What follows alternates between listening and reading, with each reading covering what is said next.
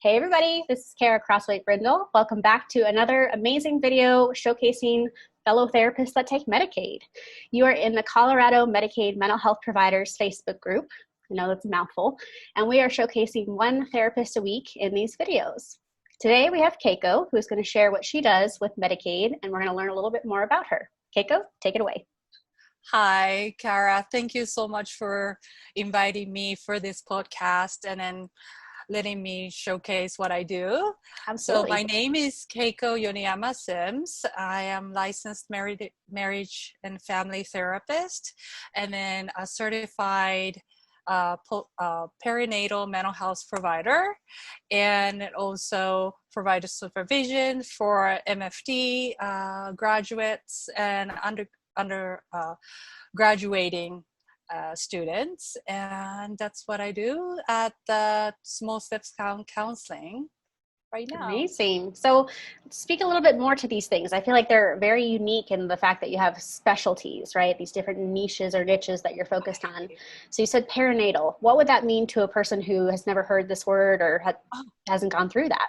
Of course, the perinatal means the during the pregnancy and after pregnancy for a year. Mm-hmm. And it doesn't mean that you have to be a birth parent. A lot of adoptive parents experience postpartum kind of depression, anxiety, adjustment issues and stuff like that. So it doesn't mean that you have to be the person who gave a birth to the baby, but people who are receiving a baby and having a baby after and taking the baby home, that kind of things, and just experiencing different kind of emotion, very strong emotions, sometimes scary, sometimes very sad, sometimes very mixed emotion that you don't know what to do while you're taking care of the babies. And then that's really hard time because it's not like, of course, many people experience that kind of life change where you cannot really have any control over your environment, right? And you have to somehow find a way to adjust to it and then cope with it and get through, because you cannot really, take the baby away. Right? Once you have a baby, it's your baby. You don't want to go away from the baby, right? You have to figure out somehow to get through this tough year and be a mother that you want to be. So that's where my passion is, and that's who I like to serve the most. However, because I'm a Medicaid provider, I welcome anybody who knock on the door and then feel that I'm a good fit to them. I always ask them, what do you think about working with me after I explain to you what I do? Because my therapist modality is a solution-focused brief therapy, where I focus on present and future instead of analyzing what happened in the past. So many people would describe this will be like goal-oriented, very practical, what's going to happen next day to day in life, instead of how do you want to perceive what happened in the past a lot of times. So I explain that to the client so that they feel like they are getting what they want to get from the therapist, instead of just blindside them and then say like, oh, too bad it doesn't work out to you. Right. That's really bad ethic, right? So that's how I do, which is not so typical therapy modality where, psychoanalytic or CBT, a little bit different from CBT. So I explain that to the client so that they know what they're getting into. Yeah, I think that's super important. And I would actually believe that there's a group of people who really are looking for your skill set. Like they don't really want to touch their past or look at their past. And so having something goal-oriented, solution-focused might be really appealing to say, I don't have to relive that trauma or tell my story again. I think, I'm curious what your thoughts are, Keiko, but I feel like a lot of our Medicaid members have had a handful of therapists usually before they come to us. And they might have a handful of therapists after us. We don't know. But it really is more about fit. And sometimes they're afraid to go back to therapy because they've had a negative experience, for example, or they've had a modality that just really didn't resonate. I think it's important that you share that with them. Yeah. And then sometimes they were like, I never had the therapy, so I will just give a try and then go from there. Yep. And then some clients are like, yeah, I had so many therapists, so what do you have new for me? Right. You know? Right. And then I ask some questions from solution focused mindset, and they're like, I never thought about that way. And that's the place where I feel so like so happy and jazzed about therapy, right? When I can open up a new perspective of the Yes. about themselves or how they are in the situation and all that kind of thing. It's just but Yes, it's the point we live for, right? I call it the ahas, where they have a light bulb go off and you can see it and you're right, privileged to witness it and you're just like, oh, this is so great. yeah. I tried to stay calm and then be in the present where I was like, right, on the inside you're dancing. Yeah, That's awesome. yeah, and then of course there is a place and time for going back to the past and then try to figure out their strengths or how it was not their fault or all that kind of things. But then there are times like, okay, that's well done, so let's move on to the next chapter of creating your path forward. And some of the clients said, like, like you said, like, I really hesitated to call you or call anybody because the last so many years of therapy was to relive the past, and I was so not want to do that, so I needed something new. So that worked well. So there is a fit, like you said, that the client's needs and then therapist's strengths have to match together.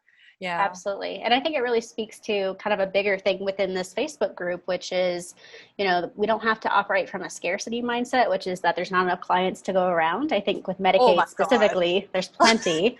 And it is really about fit. It's not just that we take everybody, and as we go further into this profession, we really figure out who we like to work with and who lights us up. And, we get that excitement you're describing of like, this is my client. This is a person I really value working with. And I see that kind of evolve as we go further in the field. So I appreciate that you've really narrowed down, these are the kinds of people I work with, because I think that's really insightful. And a lot of people have to work to get there instead of saying, I'll take everyone. Yeah, I have to be very insightful because I have kids that I have only like narrow window where I can see the clients. I cannot be like seeing them in the evening and weekends, any time of the day, anywhere I can. So I really have to, mindful of who I can work with and who I can be best benefit for. Yeah.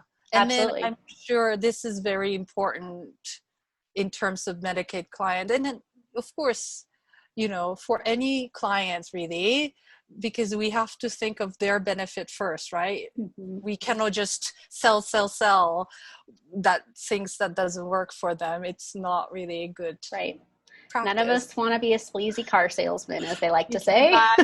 Exactly. So it's good for them to know what. Well, and I appreciate that it's also modeling boundaries, right? So you're a mom and you've identified that for viewers of this video. And so I think that's an important boundary if you're working with moms or dads or adoptive parents or anybody really, of like, I kind of say it this way, and maybe you'll relate to this. Like, I don't want to be the one and only for my clients. I want them to build a support network, a community. I don't want to be the person that they expect to call at 4 a.m. Like, we really don't want those kinds of boundaries. And so I appreciate that you're very clear. Like, I have this narrow window for people, and if it works for them, great. And if it doesn't, you might refer them out. Definitely. Awesome. Well, lastly, I want to ask you about your conferences. So I see you on social media, and I know that you've been doing solution-focused conferences, I believe. Yes? Right. I have been involved in the solution-focused Brief Therapy Association. It's called SFBTA. And since 2000, That is the first one that I attended. And since then, I'm attending pretty much every year. And then this year, I took some role of diversity committees and a proposal development committees. So Wow. I'm just putting a lot of like, hey, calling for proposal and all that kind of thing on the Facebook to, spread the word. Yeah, it's really blessing for me that I come across to solution focused brief therapy, because before I was doing different modality and it was not working for me. And as a clinician, when you learn about modality, if it's good fit or not so good fit, right? And then you if it was not really good fit, no matter how much you try and study and practice, it's not good match, right? The outcome is sucky. You don't feel good providing what you provide. So when I was sent to this conference, SFPTA conference in 2014 from my community agency, because it was kind of free for them, because they were provided this conference through this county they were contracted with. Oh, nice. So they were like, go, it's free. We don't have to pay anything for you. Right? So I was like, yay, 5-day free. No work, no paperwork days. Yes, right? amazing. County work is really gruel, right? So I was there, and then I didn't know anything about conference whatsoever. And the first day when they were going through the, basic 101 of SFPT, I was like, this is it. I need to switch my modality and do this. You loved it. It saved my career, and also it saved my personal life, changed completely. And then when I had postpartum depression after learning about SFPT and had second kid, I was like, oh, you know what? I need to use what I know what to do. Client, right?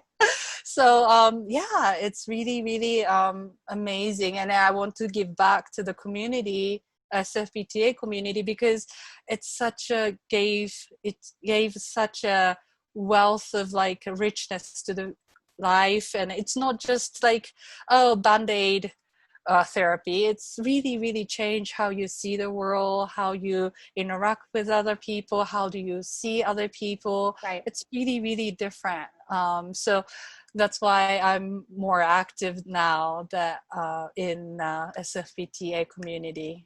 Love it. Yeah. I mean, if you're not your own success story to tell clients this works, I think that's probably like a really huge selling point to say, like, you use it in your personal life, you see value in it. It's not just something we're trying to sell. It's not just like, what I preach, you can really use in personal life.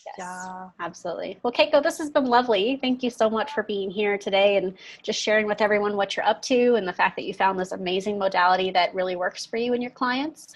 I'm hopeful that by dropping your website below here on this video, people can reach out to you with questions or even potentially refer clients to you that they might think is a good fit.